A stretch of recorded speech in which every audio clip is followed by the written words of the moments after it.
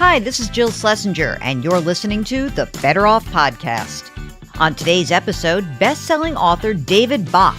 We talk about the newest edition of the Automatic Millionaire and how it might change your life. And then I had this epiphany. I was like, I need to write a simple little book that you can read at an 8th grade level in less than an hour and a half.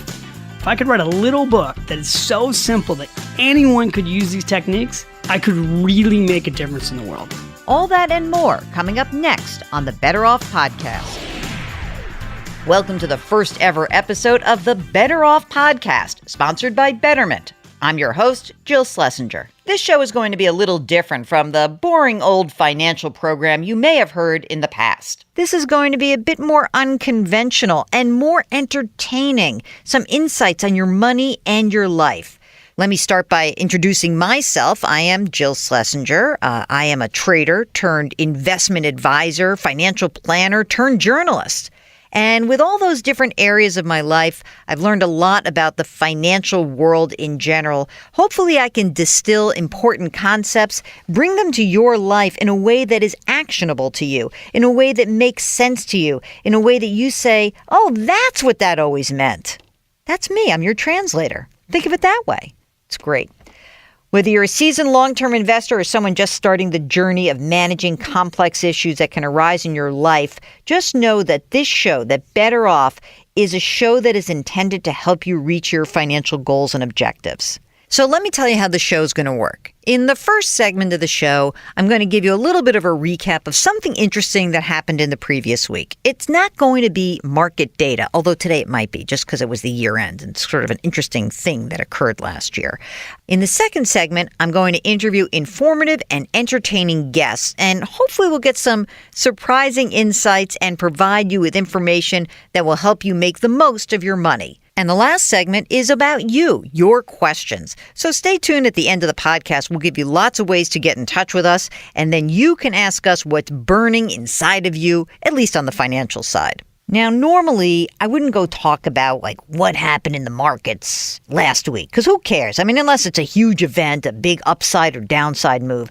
But I just want to point something out that's kind of instructive about being an investor and how 2016 taught us a lot of lessons. So let's look at the S&P 500 index, it's a broad index of big U.S. companies. If you look at the index in the beginning of 2016, you might look at a big steep decline. The first 6 weeks of the year were horrible. And, I remember people were asking me, oh my God, is this it? This is the big next move down. We finally got a correction where stocks corrected. They were down 10% from the previous highs. And then all of a sudden we got these crazy conversations about it's going to be a recession and we're going into a bear market. It's going to be 20% down. And all this chatter was going on.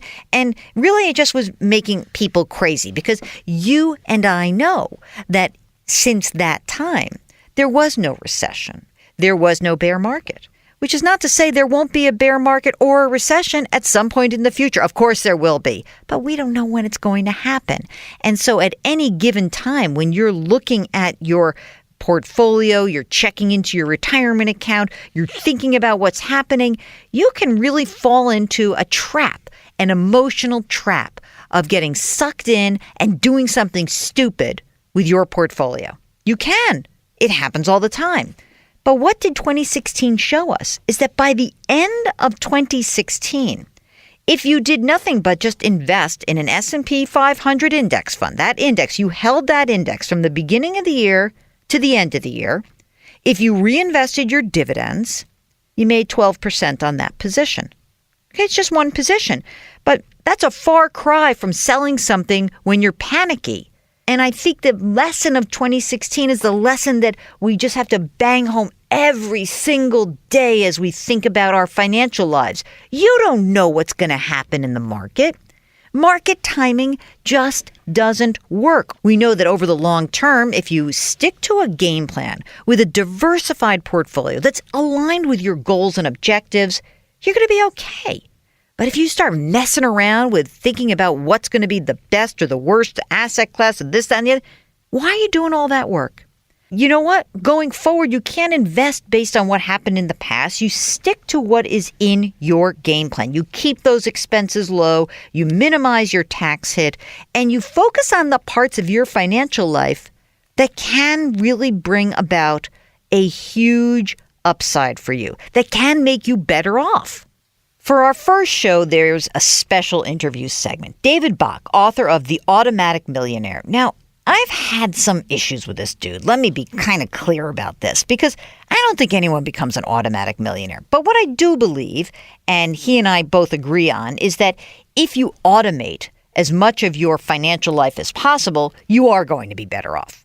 And that can mean automating your investing, your saving, your bill paying, all of those things.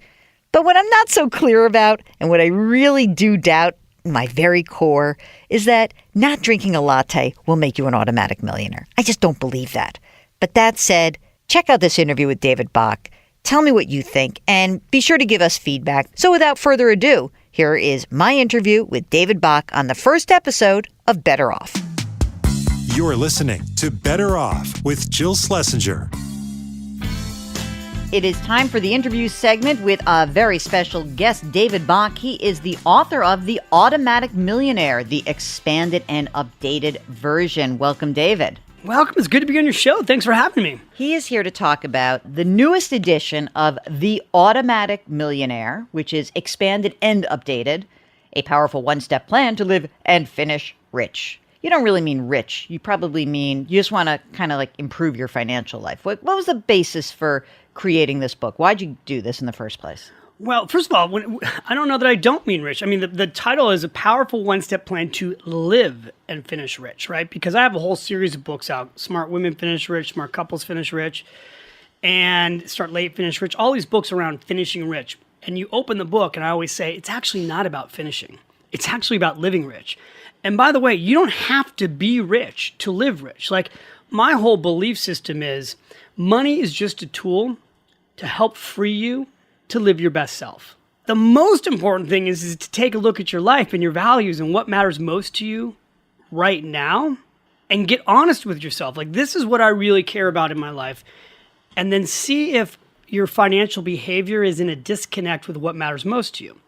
Because if you're clear about your values, I promise you, if you're clear about your values, if you've gone through what I call a values-based process, where you look at, this is what is most important to me, and then you align the way you spend and invest your money with your values, you become unstoppable. Now, that has nothing to do with why I wrote The Automatic Millionaire, by the way. So what was the year that you first, when it was first published? So The Automatic Millionaire was published in January of 2004. I actually launched the book on the Oprah Winfrey Show.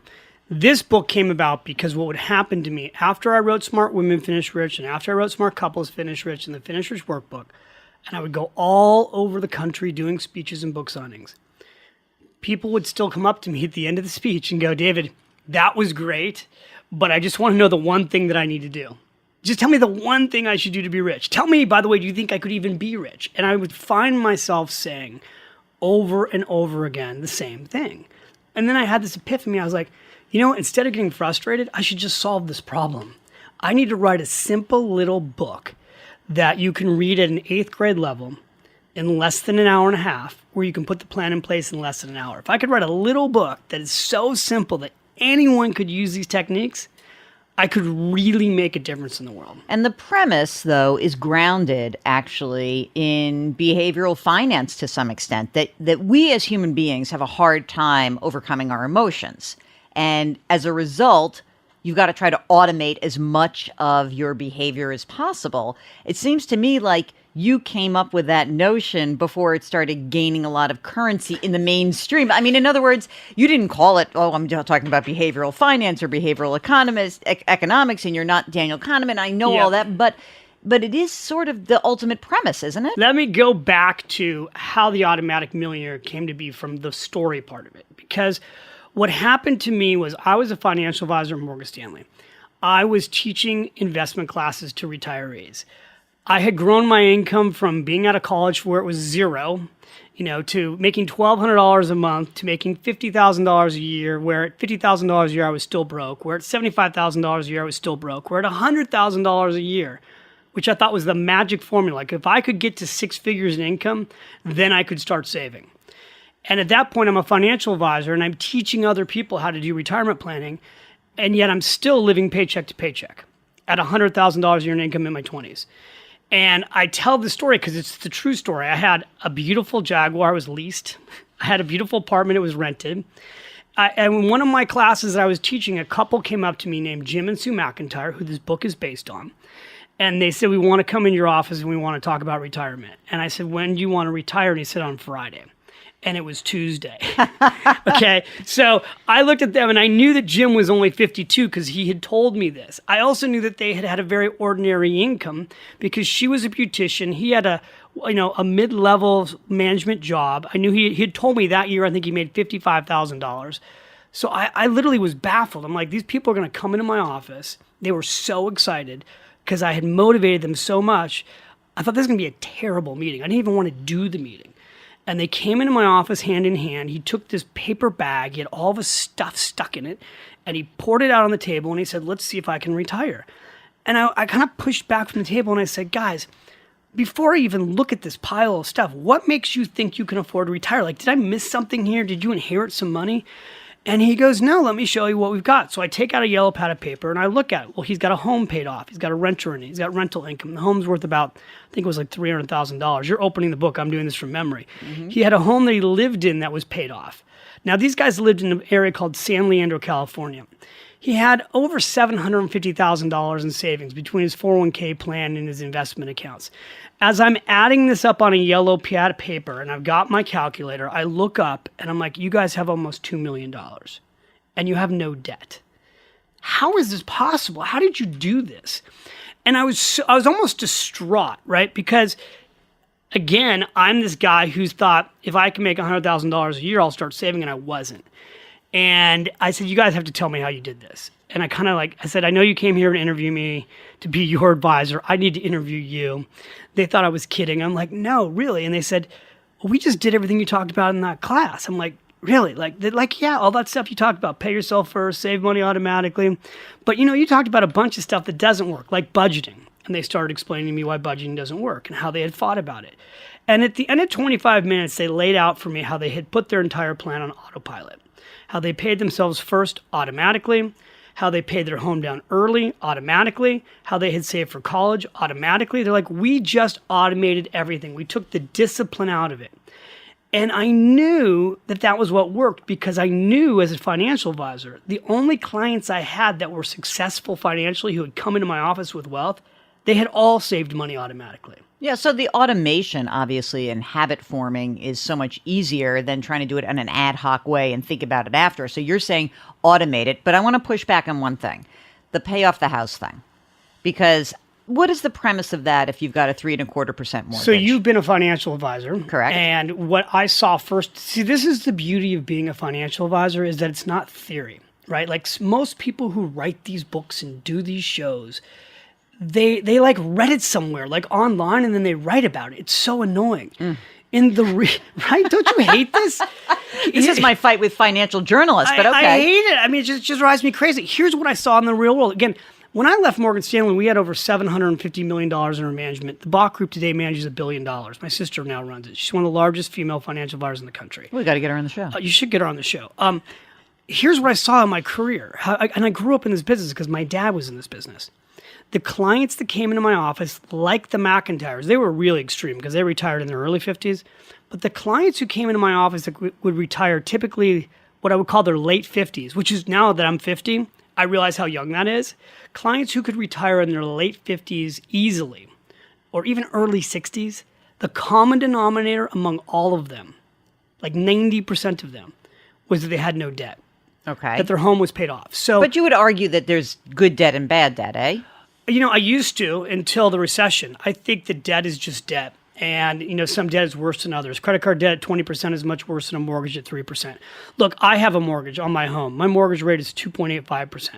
Why do I carry a mortgage? Because I'm confident in my investment abilities that I can outperform 2.85%. Do I think the average investor out there can necessarily outperform 2.85%? It depends. I think this most, and by the way, most people's rates are not that low. So if your mortgage is 4% and you want a guaranteed rate of return and a guaranteed way to retire sooner, paying your home off faster is a guaranteed way to get there. However, you would say that if you feel confident enough in you or your investment advisor's abilities to generate more after tax, because we got to do the after tax, after fees, after tax, than your current mortgage, then you could live with carrying a mortgage because you yourself are doing it, right? You know, it's funny. I want to say yes, and yet it's yes for such a small percentage of the population. 47% of Americans right now, according to the Federal Reserve, can't get their hands on $400 in case of emergency. Right. The average baby boomer has $25,000 in savings. When you look at, and this is another thing about home ownership, people say, oh, home ownership doesn't work. The fact of the matter is about 60-70% of Americans' net worth is in their house. So when you look at people who lost their home during the last great bubble, why did they lose their house? They didn't have enough equity in their home. Many cases, they had refinanced their home to pay off credit card debt. Paying your home down early is, a boring approach to being conservatively financially free. Okay. I can buy into that. I get that. So I want to go into like the thing that sort of made you sort of famous-ish, not just you, but this idea of the latte, and if you cut out these extraneous expenses in your life, that's good. But Wait. First of all, we have to call it what it is. It's called the Latte Factor. The Latte Factor. And let's be honest here. It definitely made me famous. Now. Okay. The Latte Factor is this metaphor that we waste small amounts of money on little things. And then if we redirect that $5 a day or $10 a day, or for some people it's $20 a day or $100 a day, whatever your Latte Factor is, if you redirect it towards paying down your debt or paying yourself first or both, you can change your entire financial life forever. Okay, so I get that, and I like getting rid of the little things. By the way, we're sitting in a studio right now, and there are 3 lattes sitting on this table. Mine's a regular coffee. Okay, so that was at least $3, and we have bottled water. So on this countertop right now, we have 1, 2, 3, 4, 5. We have like $20 worth of lattes and bottled water sitting on the countertop. Now, I didn't have to buy the water because you guys gave it to me. Right, and I bought Mark his latte because he's the best producer in the world. Mark's got 2, by the way. No, one's not his. Is one from yesterday? No, one is someone else's. So one's from the previous podcast. So I understand the premise, right? We cut out our extraneous things. However, I'm going to read a quote for you. I'm wondering how you want to respond to this. You're using this as a metaphor, but is it also on the flip side, is there a negative to this? In other words, people are not living paycheck to paycheck because they're buying lattes. In other words, people are living paycheck to paycheck in many cases because something bad happened to them or that middle-class wages are stuck.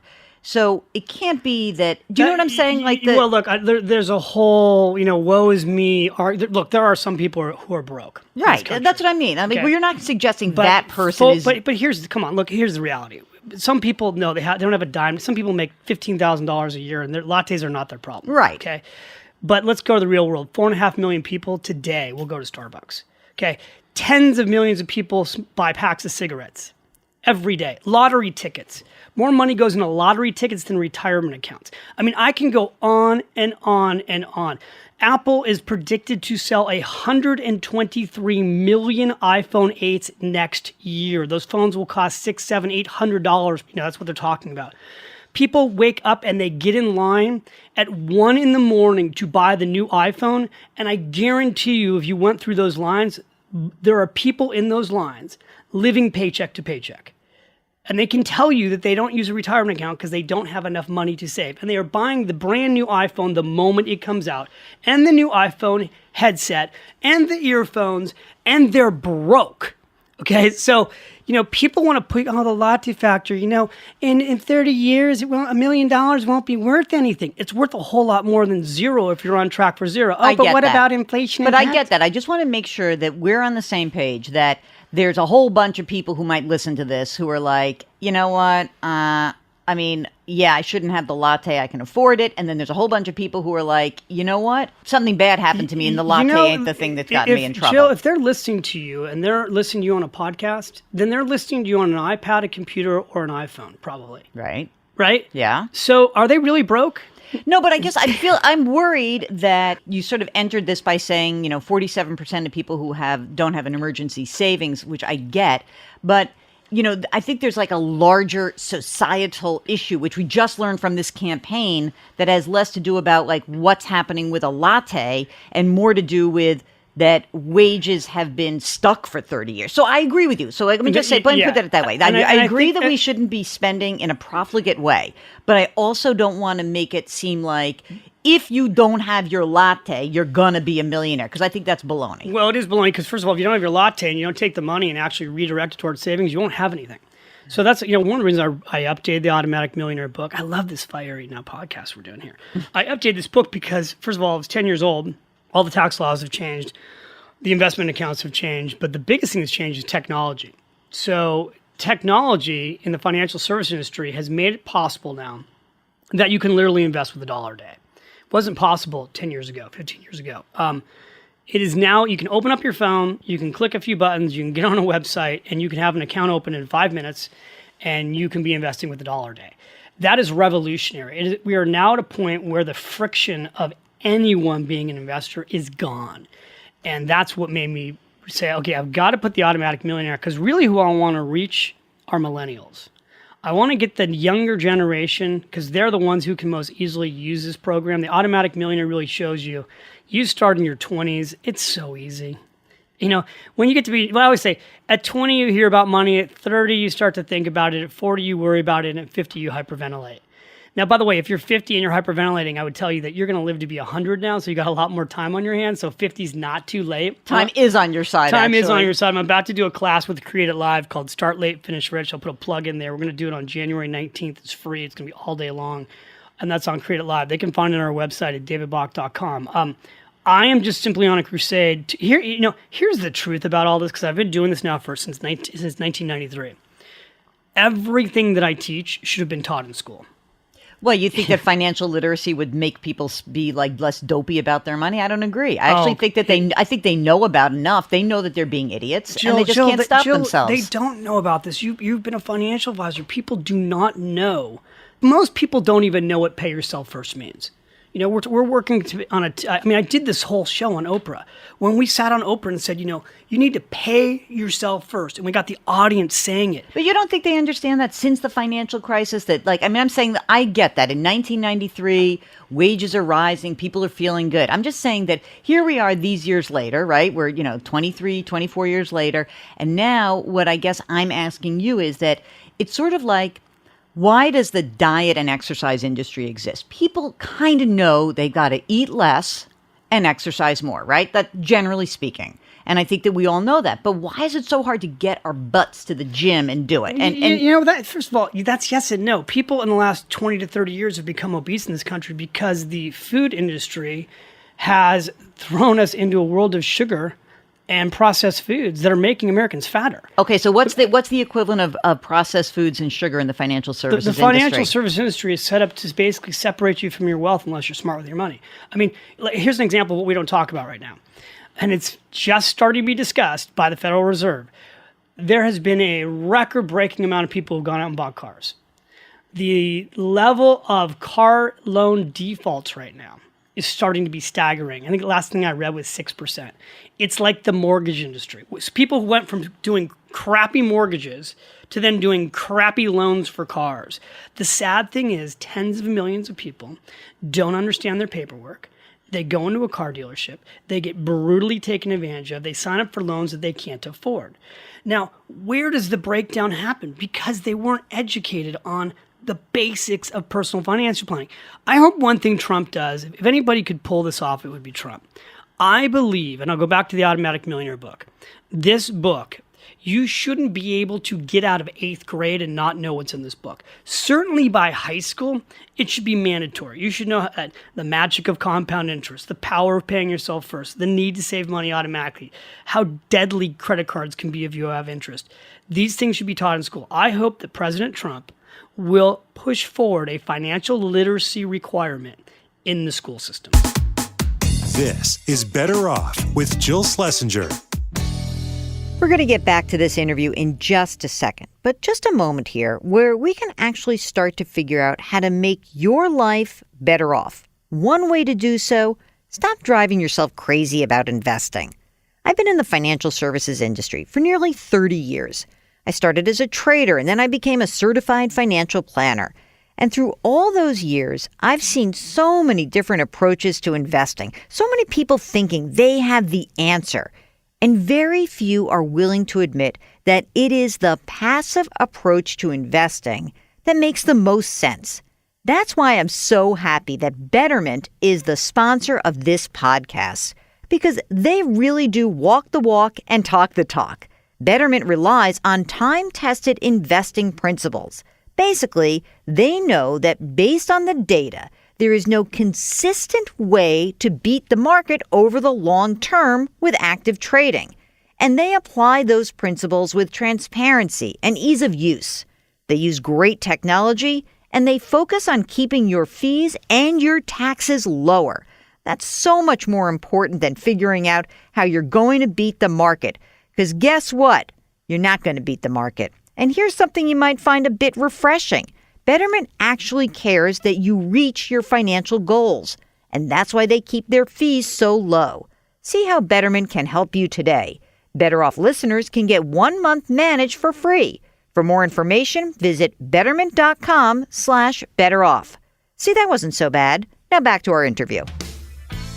Okay, so let's presume we're all financially literate. We still have the same emotional problem, which is we are human beings. We are lured into doing things that aren't necessarily so good for us. And so let me get back to your premise, which is you've got to automate it in order to kind of bypass your human wiring. Because in my mind, the biggest problem that I would have with clients, and even when I just talk to people, is that even when they do know the right thing to do, they're not doing it. So the more that we can automate it, the more they're going to do the right thing. I wish I could pre-program myself to just automatically get myself to the gym. Well, you said something in the beginning of the show that I just flew right past, which was things have really changed. So automatic investing, people never talked about automatic investing when I put the Automatic Millionaire out. And I would always say, the single most important decision you make is decide to pay yourself first 1 hour a day of your income automatically. So that if you get to work at 9, from 9 to 10, that hour a day of your income should automatically be moved into a 401k plan or a 403b plan. That one decision would change your life forever, and that the average American saves less than 15 minutes a day of their income.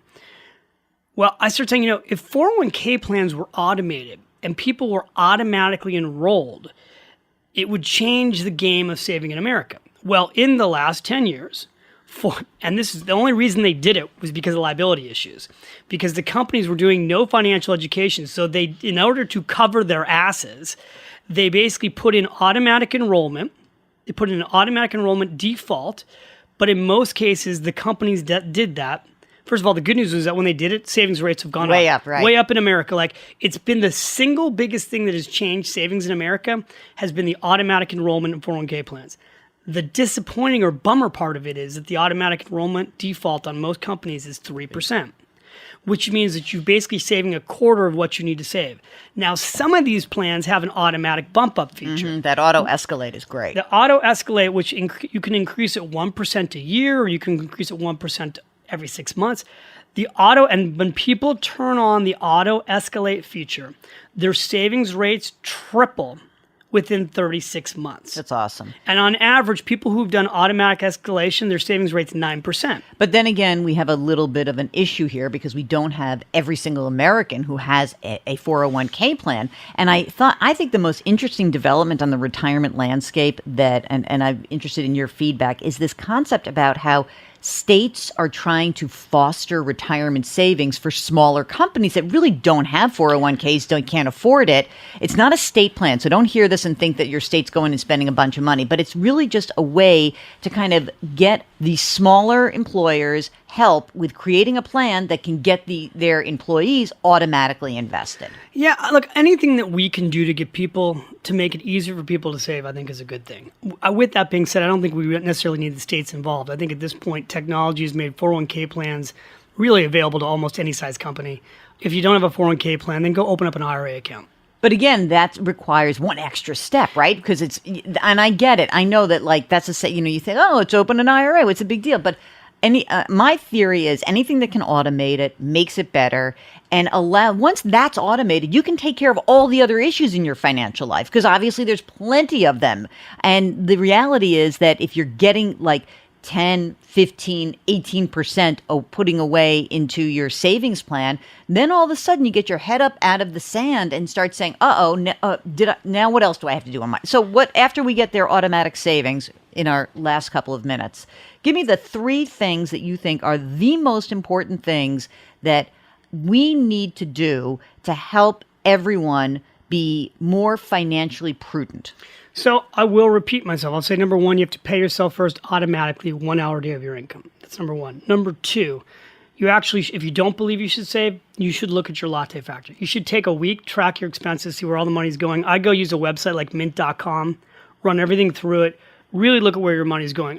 For many people, I'm never going to give up my coffee. I'll go buy a coffee today. Right, you're just saying that's your choice. You could spend your money elsewhere. Yeah, just look at where the money's going. And one of the fastest ways to cut back on your expenses is to look at who you've already started automatically paying. Because since I wrote the book, everybody's business model now is to get residualized income, which means they tap you for your credit card. And whether it's $5 a month or $10 a month or $15 a month, people have attached themselves to your paycheck automatically, and you've got money going everywhere to other people. So go through your expenses and look at who am I automatically paying that I don't have to use, and get them off your payroll, and then redirect that money to yourself. If you have a home, go look into a biweekly mortgage payment plan. You can go back to the mortgage company, you can go back to your bank and say, hey, can I cut this payment in half every 2 weeks and pay that mortgage down faster? Calculate the math. You'll see it's going to save you probably $50,000 on average. Some people will save them 6 figures. Unless you're confident enough that you can beat your mortgage rate. Unless you're confident enough you can beat your mortgage rate handily. If your average rate is 4%, I don't know that you can confidently beat that handily. It's not not last year or 1 year, but over time, you're saying. And I'll get the last tip here is realistically in the next 12 months, you're going to see a market turn down. I don't know when it's coming, but we're 7.5 years into the greatest bull market of my lifetime. We're 7.5 years straight up with virtually no pullbacks. Market pullbacks happen. You will see a pullback of 10, 15, 20%. When it happens, don't panic. Stay the course.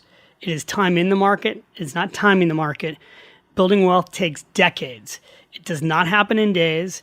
And what I would say to you is when these markets turn down, turn off the news. Don't watch these shows that are trying to scare you. Don't make reactions. And if anything, look for what's on sale. If you have more than $250,000, then it's time to hire a financial advisor, get a fiduciary who can help you. And that can make all the difference in the world when it comes to retirement planning. Okay. I have one question to end this interview with. First of all, let me do these 2 questions. It's been kind of fun, right? It's not I'm not Oprah, totally. But whatevs. Hey, I work with Oprah's best friend, so that's kind of cool. Hey, how often do I get to start an interview with, you walk into the studio and the host says, boy, I don't want you to take this wrong, but you're actually better looking in real life than in your pictures. Right? That's kind of nice. Okay. What's the worst money or career mistake you have made? Well, boy, what is the worst money mistake I've made? I've made so many, right? Like you sit there and you think about, even with as well as I've done, it almost always comes back to something I sold that now has gone up even higher, right? Like I could go through different stocks that I made money on and sold and then they skyrocketed. So usually it's been selling something and not just holding on to it. I mean, actually always, including real estate. But if I were going to go to a specific mistake, the one that's the most painful, that really shaped me as a person, it's getting in credit card debt in college. Because my hole that I dug for myself in college by spending money on things that I did not need to show off to friends that did not care was a life-changing moment, because I was at one point $5,000 in credit card debt as a sophomore, which felt like the entire world was on my shoulders. And by the time I got that paid off, I was then so proud of myself. I did it all over again. And by my senior year, I was $12,000 in credit card debt. Took me another 18 months to pay that off. I will never forget the feeling of not being able to make minimum payments and going to open my credit cards and the room spinning from financial pressure on me. And that moment ultimately changed my life, because after I got out of credit card debt that time around, I've never carried credit card debt since. And I think really I'm a conservative investor. That experience of being in debt, and also the experience of seeing things happen to people who took too much financial risk and got hurt, led me to candidly be pretty conservative. I'm a guy that looks for singles and not home runs. David Bach, author of The Automatic Millionaire, the expanded and updated version. Thank you so much for joining us on Better Off. Thank you so much. And guys, come by and visit me, davidbach.com. Come say hi. You're listening to Better Off with Jill Schlesinger. It's time for the Better Off listener question of the week. If you need a second set of eyes on something you've been thinking about, there are a couple ways to reach us. You can use Twitter at JillOnMoney is my handle. Just use the hashtag BetterOff. You can also send us an email, askjill@betteroffpodcast.com. This week we have an email from John. Okay, it's resolution time. I know I should do it, but I don't really know where to start. So help me with my financial resolutions. I presume that you're listening to the program. You got sort of the big three covered. No consumer debt, adequate emergency reserves, and you're maxing out your retirement account. I think the thing that you now need to do as you consider what you want to achieve is to go the next step and think about, have I done the other to-dos? Do I have my estate documents up to date, right? I mean, a lot of people, you got your estate documents, they were done 20 years ago or 10 years ago. Have you reviewed your insurance coverage, your life, your disability, property and casualty? Are you taking advantage of all of your employee-based benefits that are available to you? Now, I presume you got all that done, right? What comes next is really up to you. Do you want to buy a second home this year? Do you want to be able to fund your kids' 529 plans? Are you trying to aim for early retirement? Do you think about caring for your aging parents? Look, these are questions, right? I don't have the answers. To me, unless you're willing to actually sit down and contemplate these answers, you're going to fail at these resolutions, which, that's why, basically 90% of people who make resolutions just abandon the project. Don't make too many. But if you're talking about resolutions, maybe your biggest resolution should be set aside time to really think about my goals and objectives for the coming year, and then maybe a couple of longer term plans. That's it. Don't go nutty. Don't do 25 things. It's not the Harvard Business School study of your financial life. The reason we like to make resolutions and we like to turn the page is that we are goal-oriented in many ways. But that said, John, it's time for you to do some hard work. Think about these questions. And if you come back and say, I've got these questions, I know what my goals are, then give us a shout as a follow-up, and let's see if we can help you achieve them. Okay, that's another episode of the Better Off podcast in the books. I want to thank best-selling author David Bach for joining us. Don't forget, there's a new episode of the Better Off podcast every Thursday. You can subscribe via iTunes or wherever you get your podcasts. If you have any questions or suggestions, you can find me on Twitter. My handle is @JillOnMoney. That's @JillOnMoney. Just use the hashtag BetterOff. You can also reach me via email. AskJill@betteroffpodcast.com. And if you wouldn't mind, please leave us a review or a rating in iTunes. It really will help us out. Better Off is sponsored by Betterment. Our music is composed by Joel Goodman. Mark Talercio produces. I'm Jill Schlesinger. See you next week.